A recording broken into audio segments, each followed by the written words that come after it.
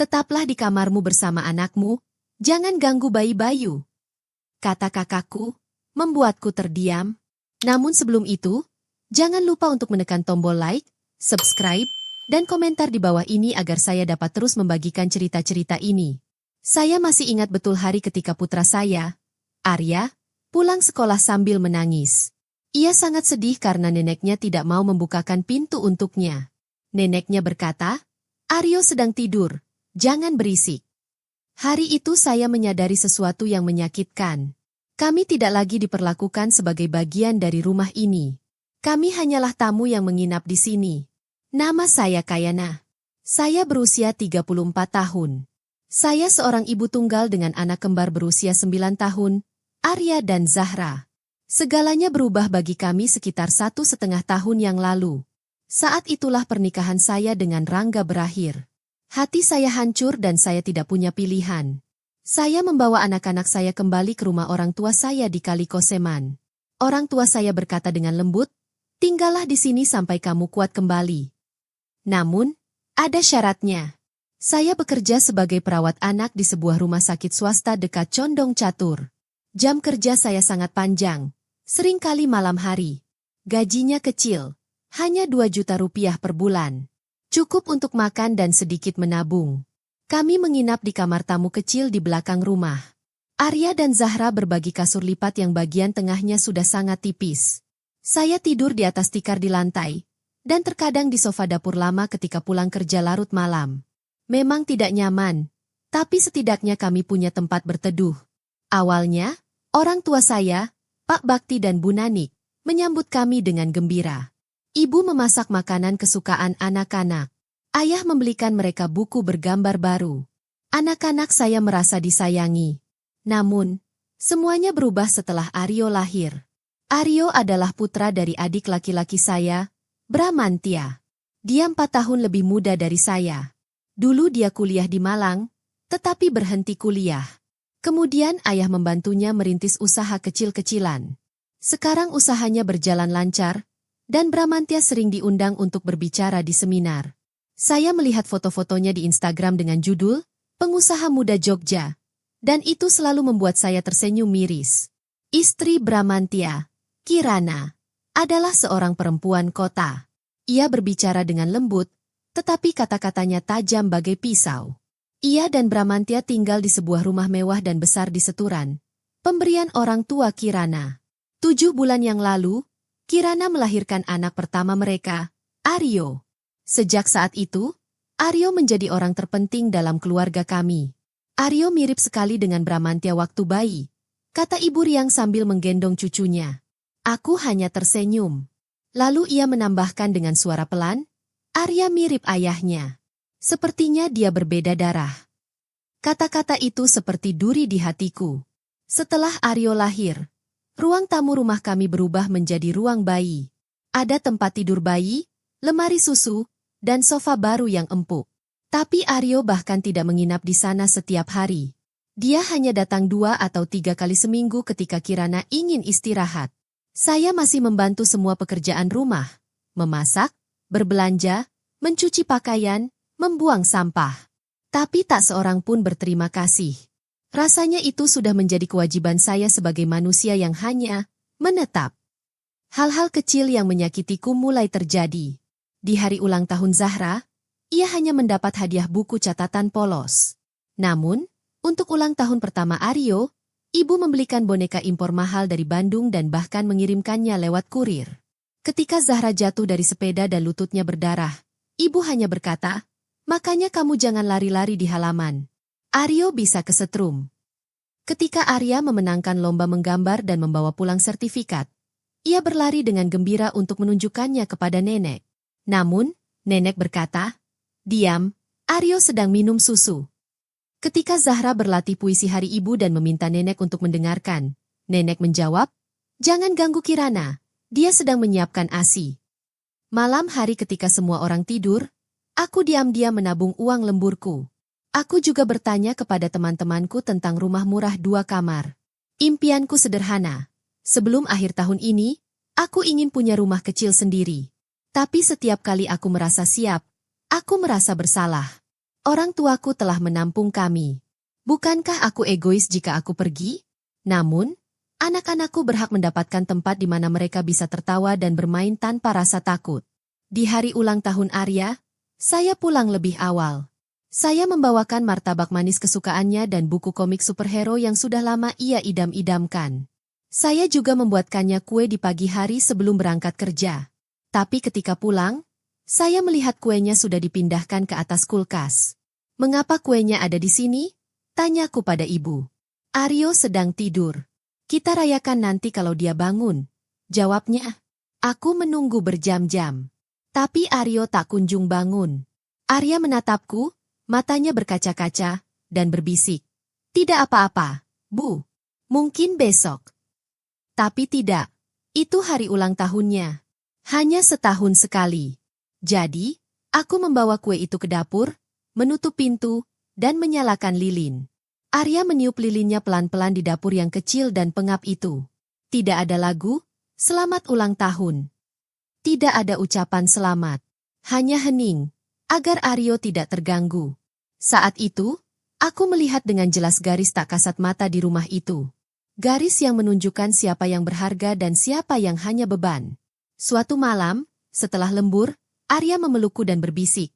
"Bu, bolehkah aku tidur di musala di kompleks? Di sana lebih sejuk, dan tidak ada yang memarahiku." Kata-katanya menusuk hatiku. Putraku baru berusia 9 tahun, tetapi dia sudah merasa rumah neneknya tidak aman. Aku bertanya lembut padanya, "Kenapa, sayang? Apa yang membuatmu merasa seperti ini?" Dia menunduk dan memainkan bajunya. "Sore ini, aku main game di ponselku." Suaranya pelan, tapi bibi Kirana marah.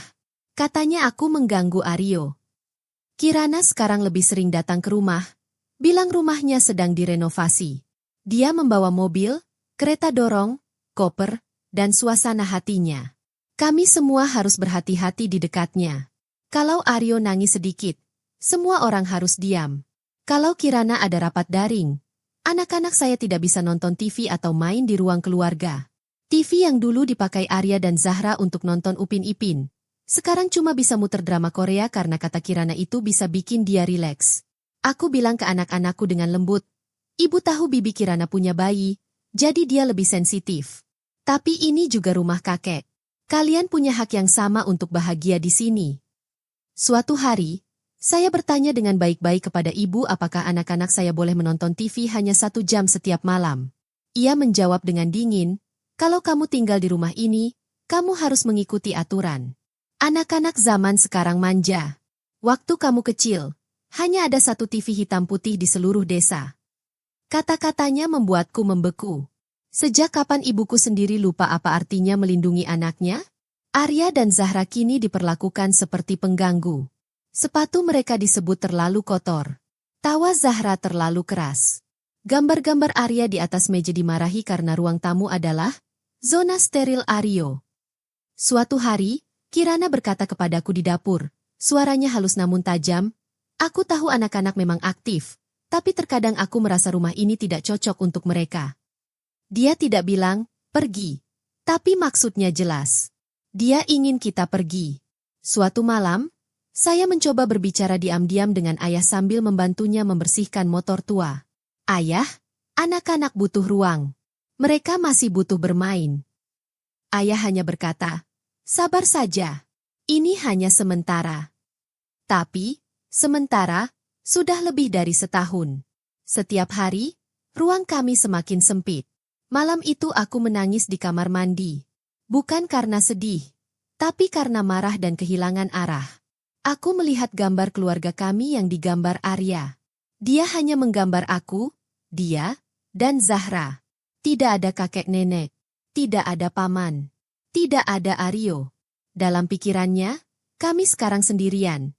Hanya kami bertiga melawan dunia. Suatu hari, Zahra terpeleset di kamar mandi. Lengannya memar parah. Kirana melihatnya tetapi tidak membantu. Ia hanya berkata, "Anak perempuan harus hati-hati.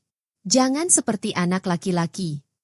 Ketika ibu datang, alih-alih membela Zahra, ia malah menambahkan, "Iya, Zahra, kamu terlalu tombal. Bersikaplah sopan seperti perempuan." Aku melihat air mata di mata Zahra, bukan hanya karena rasa sakitnya, tapi juga karena kata-katanya. Sejak hari itu, ia berhenti bermain lompat tali, permainan favoritnya. Ia juga bersembunyi di kamarnya setiap kali Kirana berkunjung. Suatu malam, ketika aku sedang membacakan cerita sebelum tidur, Arya berbisik, "Bu, kurasa Aryo lebih mirip anak kakek daripada aku." Aku tidak menjawab, karena dalam hatiku aku merasakan hal yang sama. Semua cinta, perhatian, dan kasih sayang tercurah untuk Aryo. Anak-anakku hanya mendapat sisanya. Kalau mereka beruntung.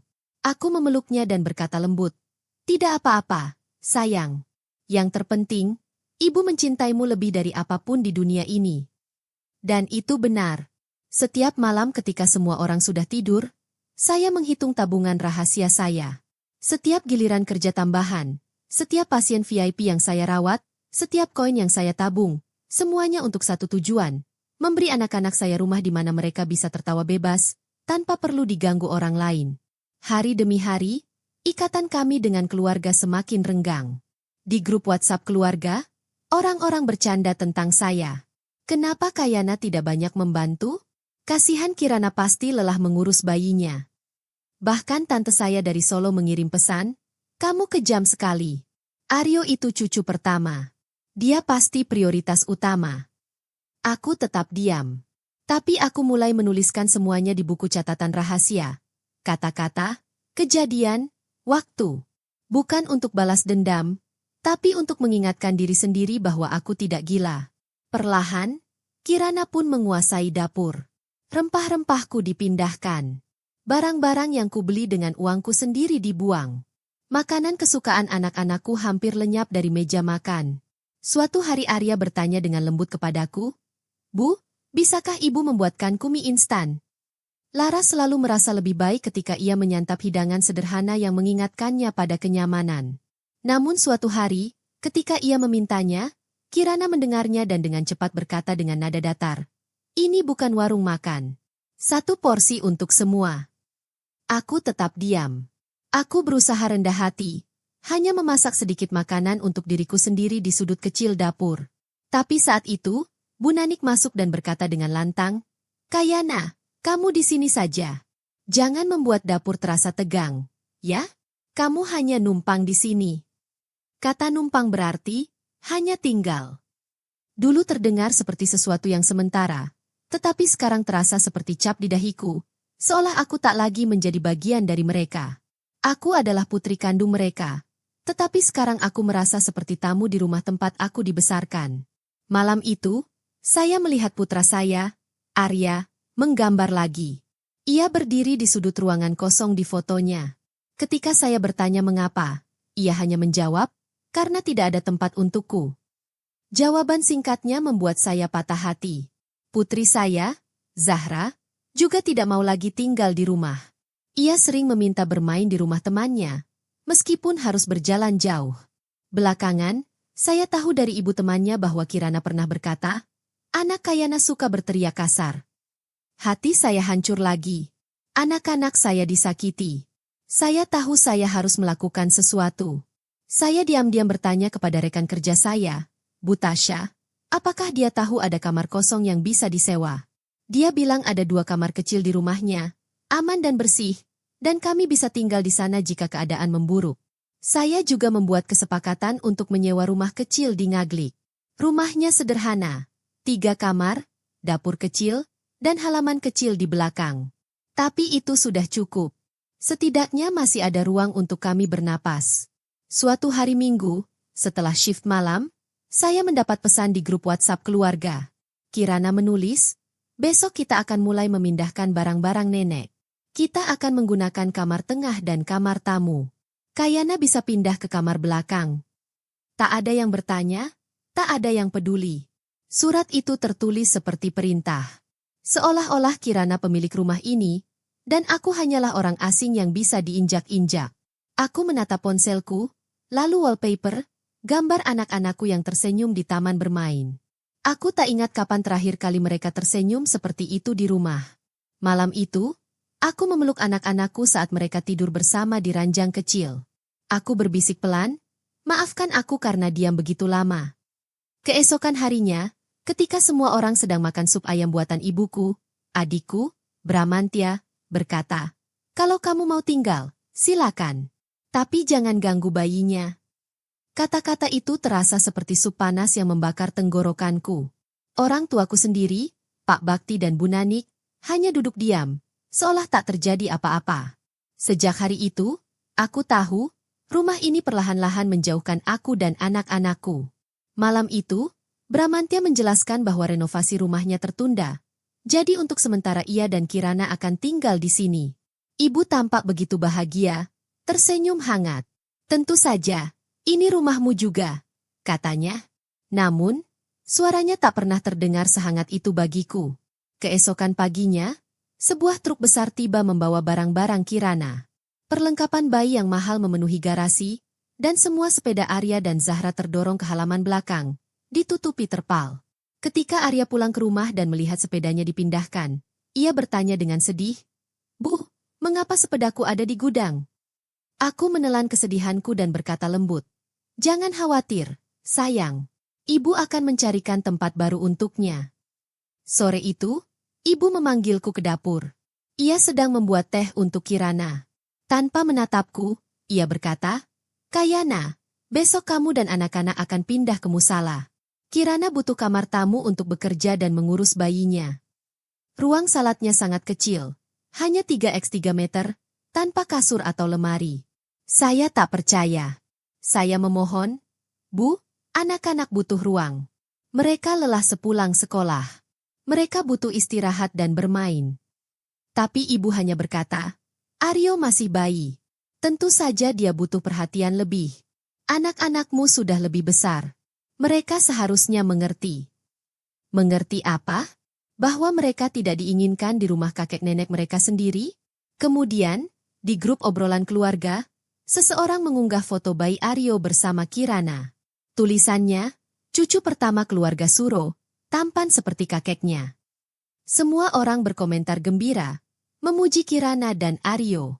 Tapi tak seorang pun ingat Arya dan Zahra. Mereka juga cucu. Hatiku semakin teriris. Aku mulai menulis semuanya di buku catatan. Semua kata, semua momen. Bukan untuk balas dendam, tapi agar aku tak lupa. Supaya aku tahu aku tidak mengada-ada. Kirana juga mulai menguasai dapur. Dia mengganti bumbu-bumbu saya, membuang yang saya beli, dan mengganti makanannya. Dia suka makanan barat dan Korea. Tetapi anak-anak saya hanya mau nasi dan mie saja. Suatu hari Arya bertanya, "Bu, ibu bisa membuat mie rebus?" Sebelum aku sempat menjawab, Kirana berkata tajam, "Ini bukan warung makan. Satu porsi untuk semua." Aku tersenyum pada Arya dan berbisik, "Nanti aku beli di luar." Tapi Kirana mendengarku, dan tak lama kemudian, ibu masuk sambil mengerutkan kening. "Kayana, jangan bikin dapur tegang." Kata-katanya menusukku bagai pisau. Malam itu, Arya menggambar lagi.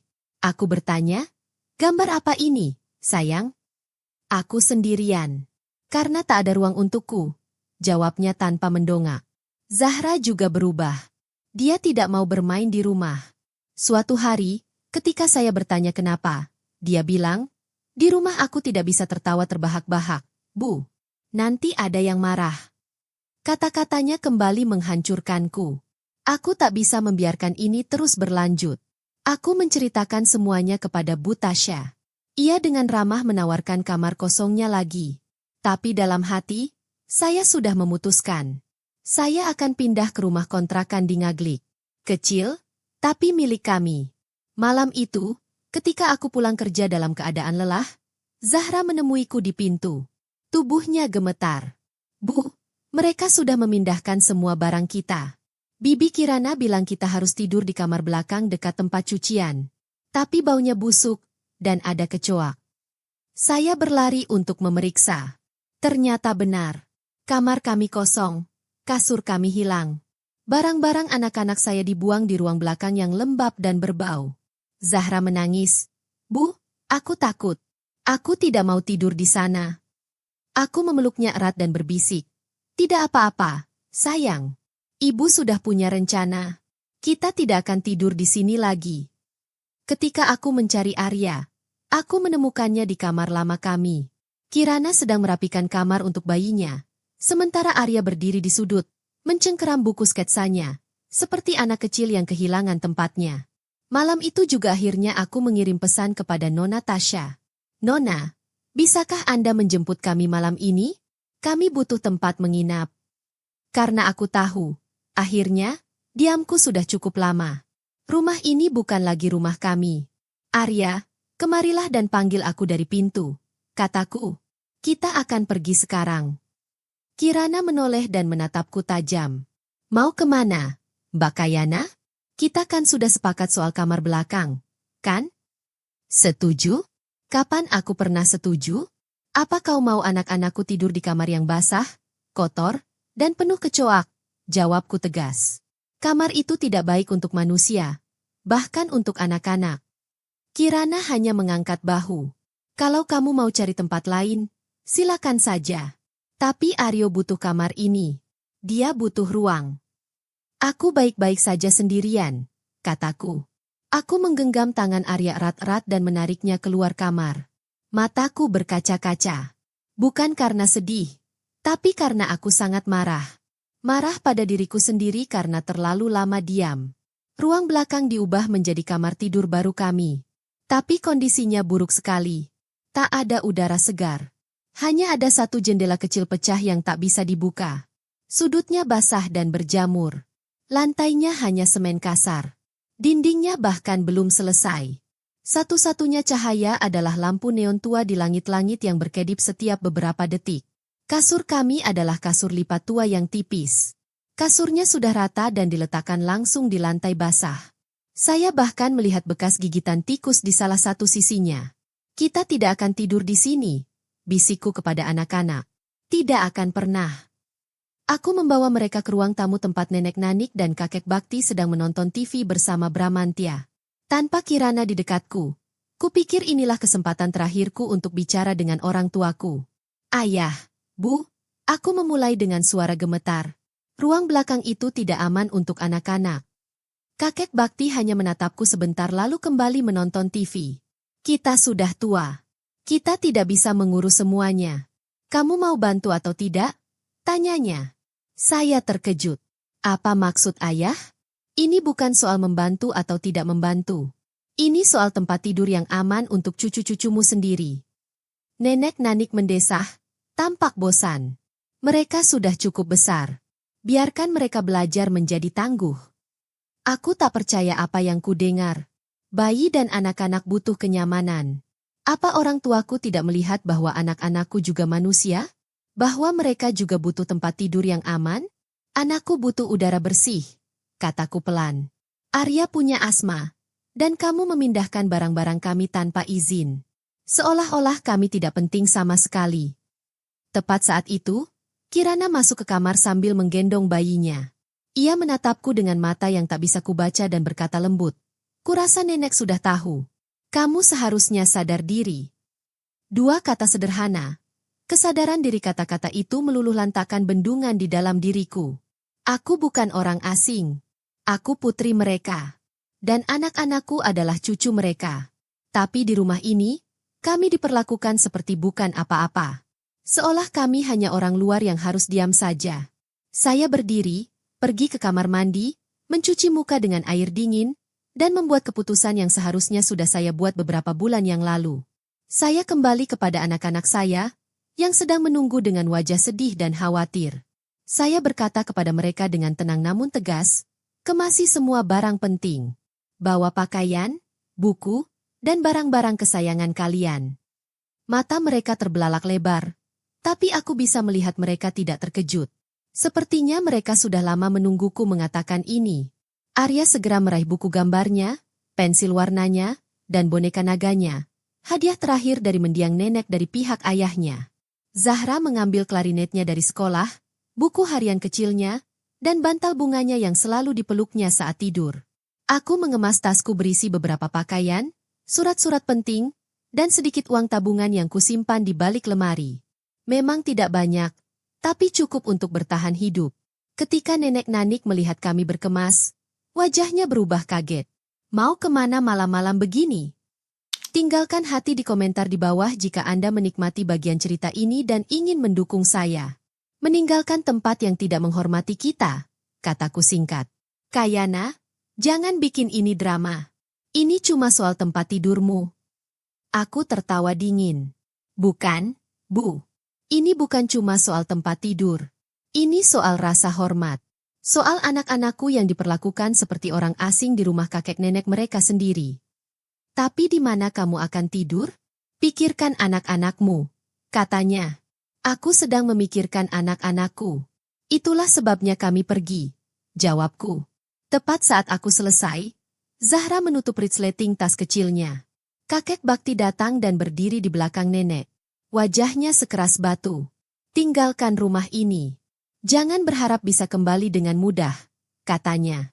Mungkin dia pikir itu ancaman, tapi bagiku itu terasa seperti kebebasan. Kami tidak akan mengganggumu lagi, jawabku datar. Aku menggenggam tangan anak-anakku, lalu kami berjalan keluar rumah. Saya sudah memesan ojek online. Tujuan kami malam itu adalah rumah adik saya, Tasya. Saat kami tiba, Mbak Tasya menyambut kami dengan hangat. Ia tidak banyak bertanya. Ia sudah menyiapkan alas tidur, air hangat, dan martabak keju hangat.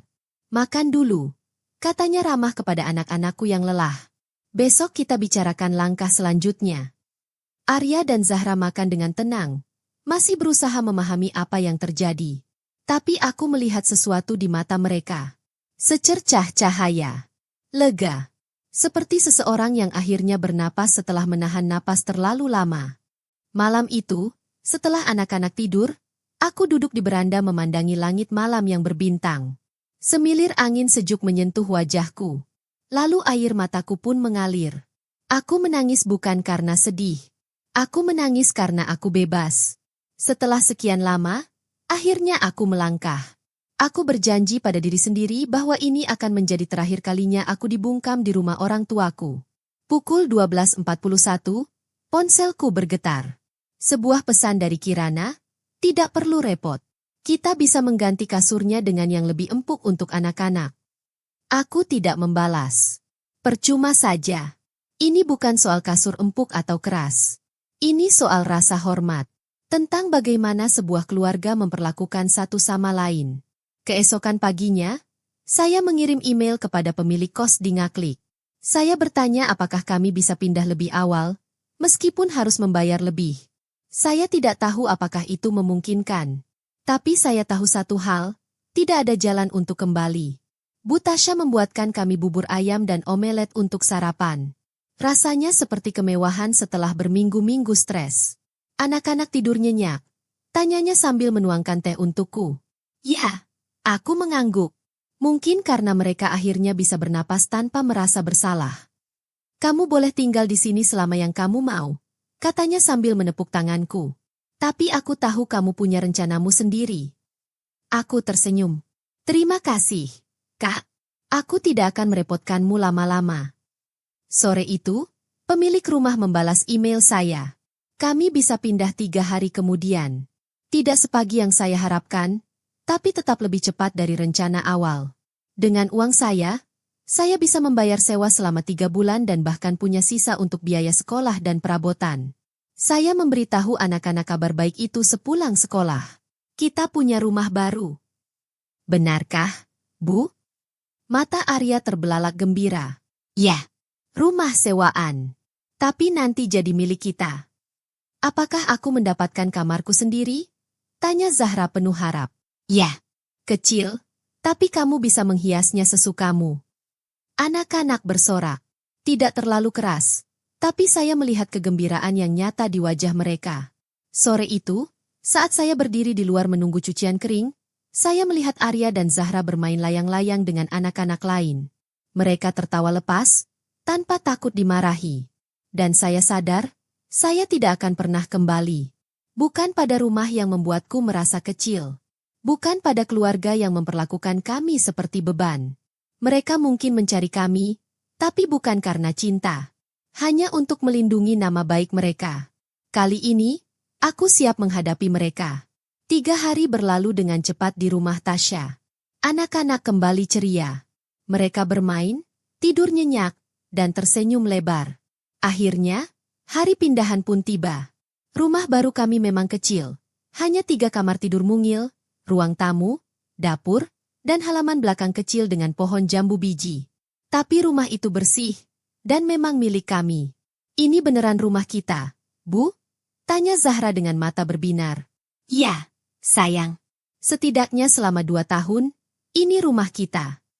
Kontraknya atas nama Tasya karena pemilik rumah tidak mempercayai seorang ibu tunggal untuk bekerja shift.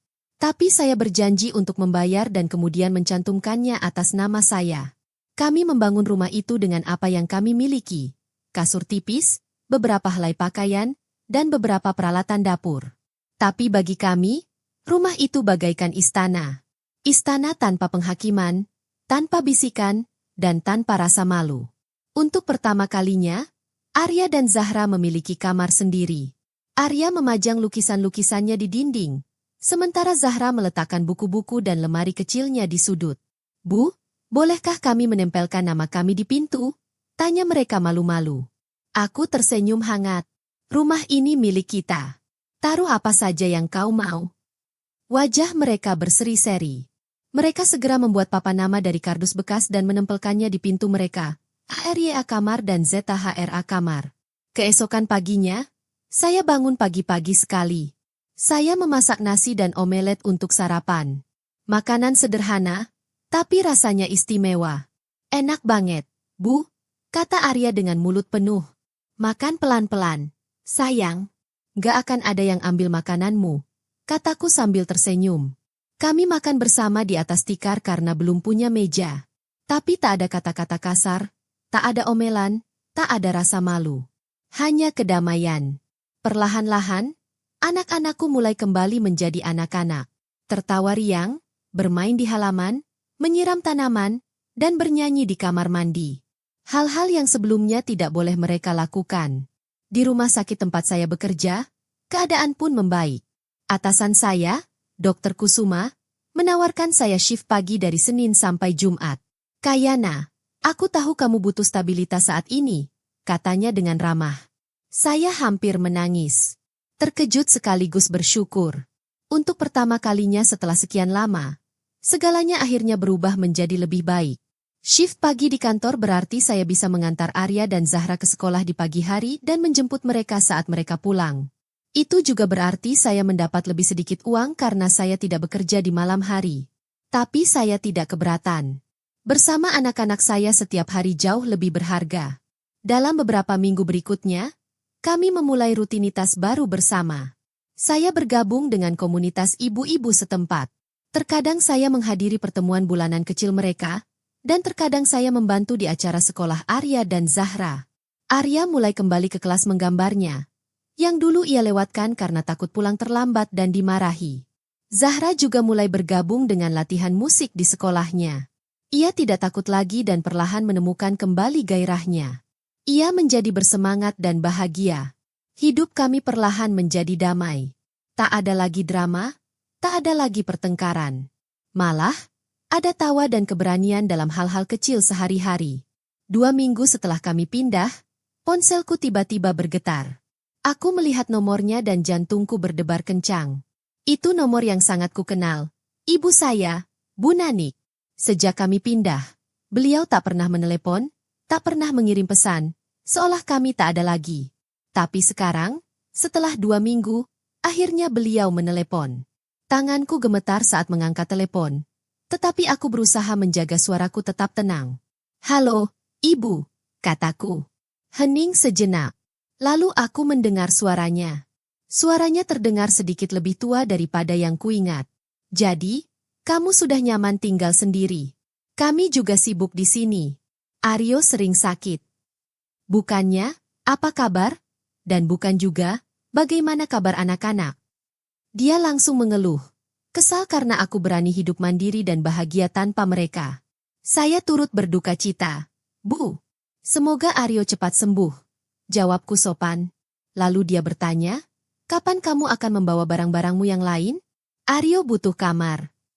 Jadi, itulah alasan sebenarnya dia menelepon.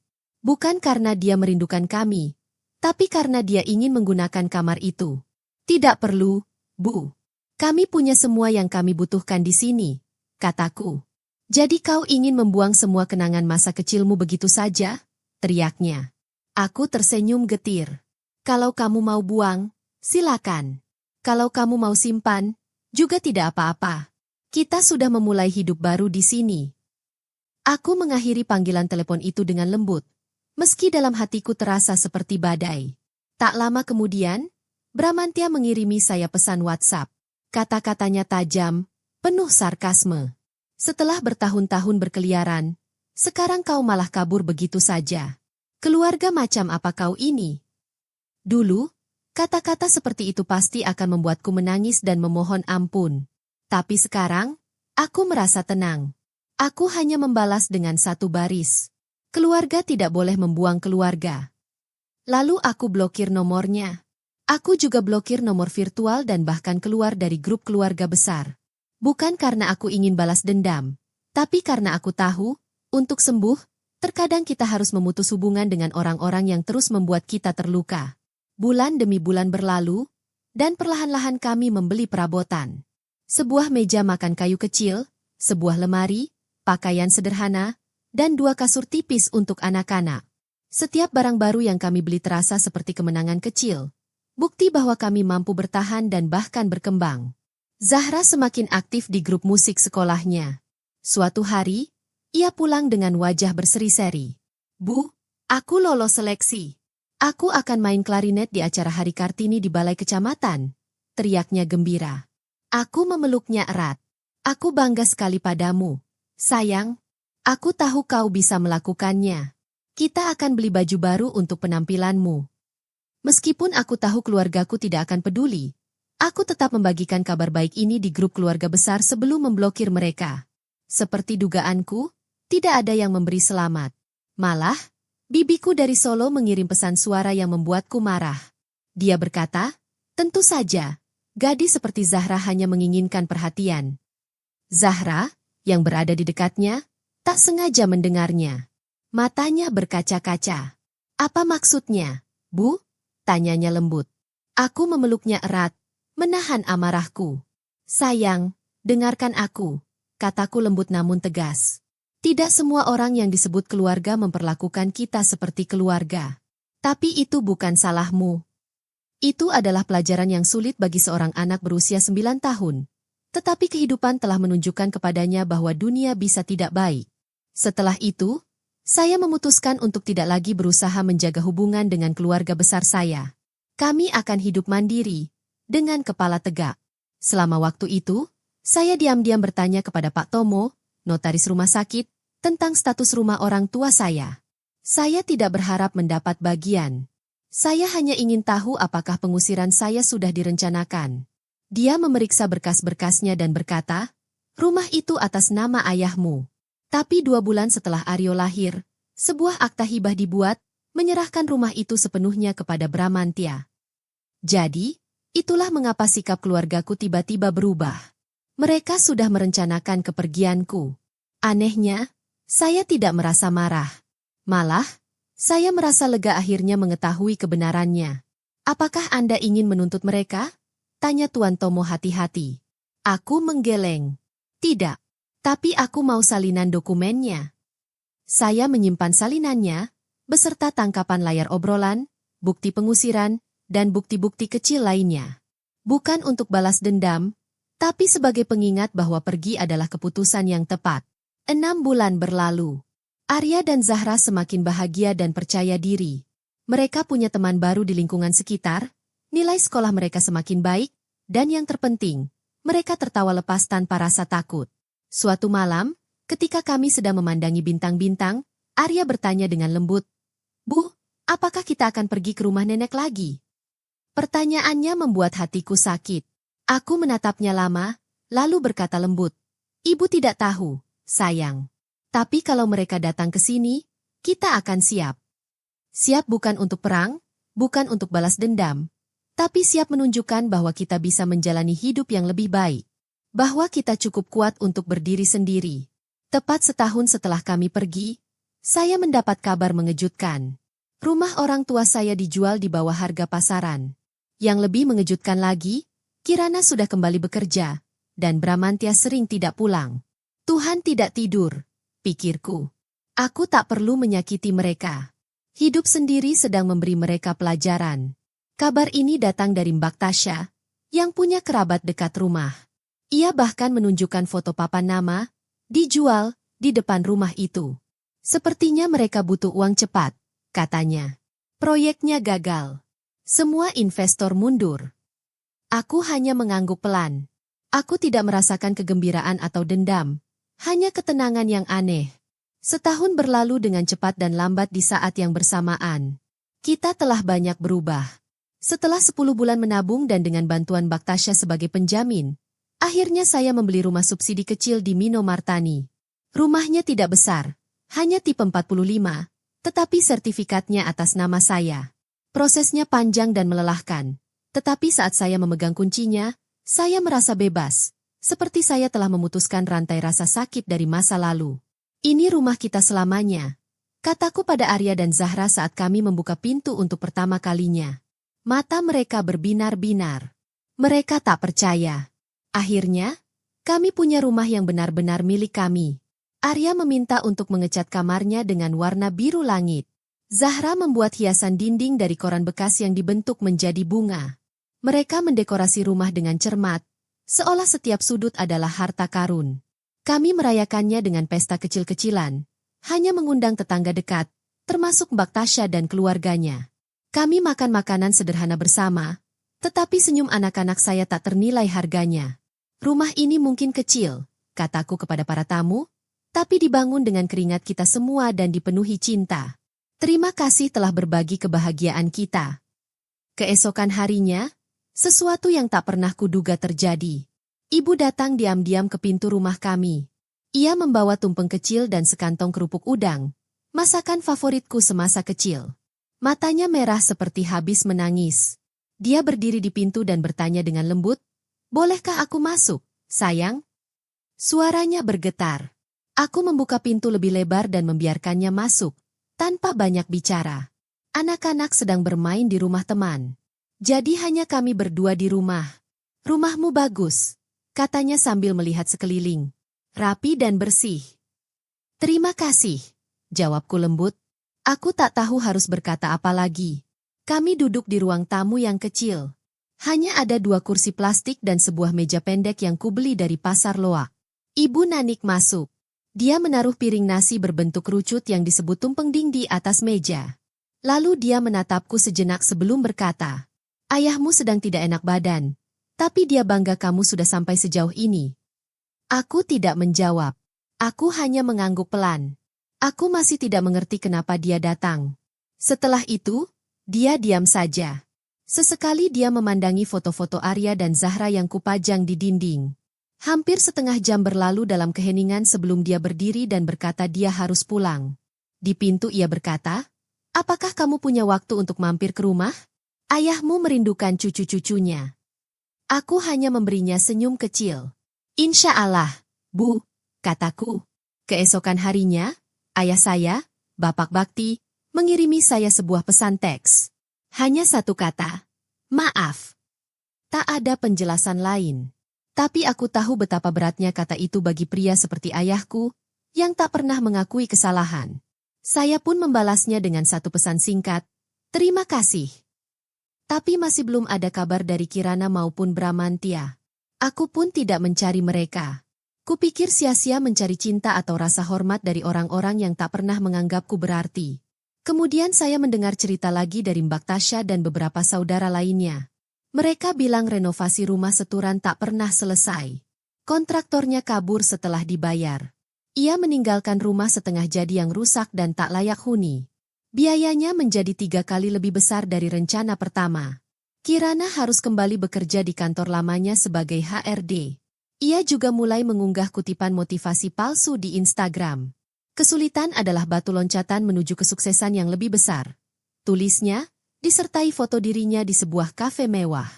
Mungkin itu satu-satunya hal mewah yang tersisa dalam hidupnya. Bramantya juga mulai jarang muncul di acara keluarga. Ada desas-desus bahwa ia memiliki masalah keuangan. Proyek digitalnya gagal. Investor hengkang, dan klien-klien besar membatalkan kontrak mereka. Pada akhirnya, rumah setoran harus dijual dengan harga jauh lebih rendah dari nilai sebenarnya, hanya untuk membayar utang. Anehnya, mereka pernah mengusirku dari rumah orang tuaku demi kenyamanan dan harga diri. Dan kini, kenyamanan itu pun tak bertahan lama. Aryo, cucu emas yang dulu menjadi alasan pengusiranku, kini dititipkan di tempat penitipan anak setiap hari.